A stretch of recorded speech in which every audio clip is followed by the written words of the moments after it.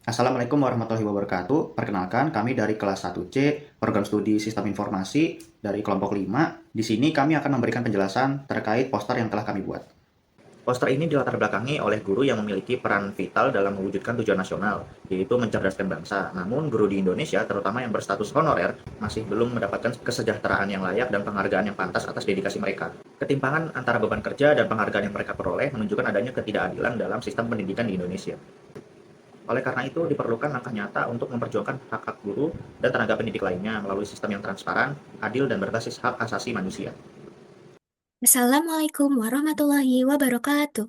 Nama saya Mufidah Nada Asifah dari kelas 1C Sistem Informasi kelompok 5 PKN. Poster ini berjudul Guru Juga Manusia, Perjuangkan Hak Mereka.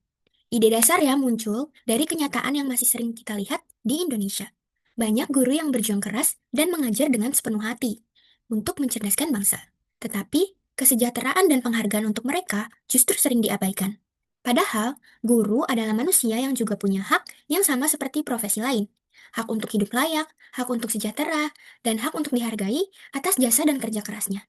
Melalui poster ini, saya dan teman-teman saya ingin mengajak kita semua untuk lebih peduli pada kondisi guru honorer dan tenaga pendidik yang belum sejahtera, serta menyadarkan bahwa perjuangan mereka adalah bagian dari perjuangan hak asasi manusia. Kalau dilihat dari lingkungan kampus, isu ini juga sangat relevan, bukan hanya di sekolah tapi juga di perguruan tinggi.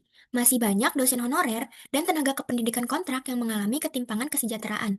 Secara teoritis, kita bisa hubungkan dengan teori keadilan distributif, yaitu bahwa imbalan yang diterima seseorang seharusnya sebanding dengan kontribusinya. Namun, kenyataannya, banyak dosen honorer yang mengajar dengan beban kerja sama seperti dosen tetap, tapi menerima honor jauh lebih rendah dan tanpa jaminan sosial maupun tunjangan.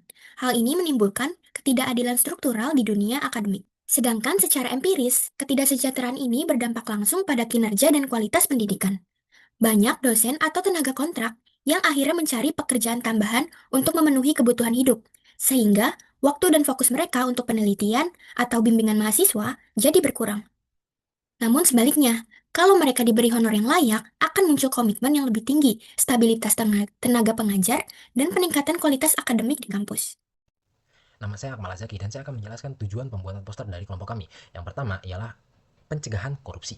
Fokus utama ada pada transparansi anggaran melalui platform digital. Semua proses keuangan seperti penggajian, insentif, dana operasional, dan juga bonus guru akan diawasi secara terbuka oleh khalayak umum. Dengan sistem tersebut, maka praktik seperti markup, pungutan liar, dan juga korupsi bisa dihilangkan. Lalu yang kedua, itu ada di sisi kemanusiaannya atau hak asasi manusianya. Negara atau sekolah maupun kampus perlu menjamin upah minimum yang layak bagi seluruh tenaga honorer, serta memberikan jaminan-jaminan sosial dan kepastian kontrak kerja.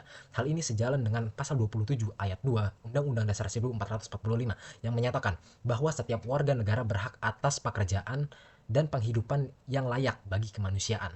Dengan berjalannya pencegahan korupsi dan penegakan HAM, maka akan ada manfaat-manfaat terbaik yang terjadi pada bidang akademik. Seperti contohnya yang pertama, ialah adanya peningkatan output akademik.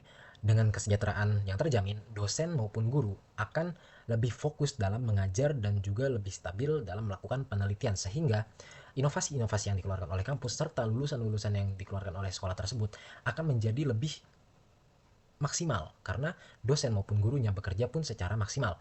Yang kedua, penerapan prinsip keadilan dan HAM juga meningkatkan reputasi institusi tersebut. Kampus atau sekolah yang menjunjung transparansi dan kesejahteraan karyawan akan dianggap atau dikenal sebagai lembaga yang mensejahterakan atau memuliakan tenaga pengajar, sehingga itu akan menjadi daya tarik tambahan untuk para murid atau calon murid, calon mahasiswa, calon dosen, dan juga calon guru maupun calon mitra yang akan bekerja sama dengan mereka, sehingga mereka memiliki poin plus tersendiri untuk menjalin kerjasama atau hubungan dengan institusi tersebut. Lalu yang ketiga, dengan berjalannya kestabilan ini, maka akan menciptakan keseimbangan ekosistem pendidikan, yang mana apabila seluruh tenaga pendidik merasa dihargai dan hak-haknya terjamin, maka terciptalah lingkungan akademik yang etis, harmonis, dan juga produktif, sehingga akan dapat menyamaratakan seluruh pendidikan di Indonesia agar Indonesia dapat menjadi bangsa yang pintar, kuat, dan akan menjadi Indonesia emas 2045. Poster ini menegaskan bahwa guru memiliki peran yang sangat vital dalam membangun bangsa, sehingga tentu saja para guru berhak atas penghargaan, kesejahteraan, dan lingkungan kerja yang layak. Dengan dipenuhinya hak-hak dan penghargaan atas kerja keras mereka, kualitas, kestabilan, dan reputasi pendidikan di Indonesia akan menjadi semakin baik.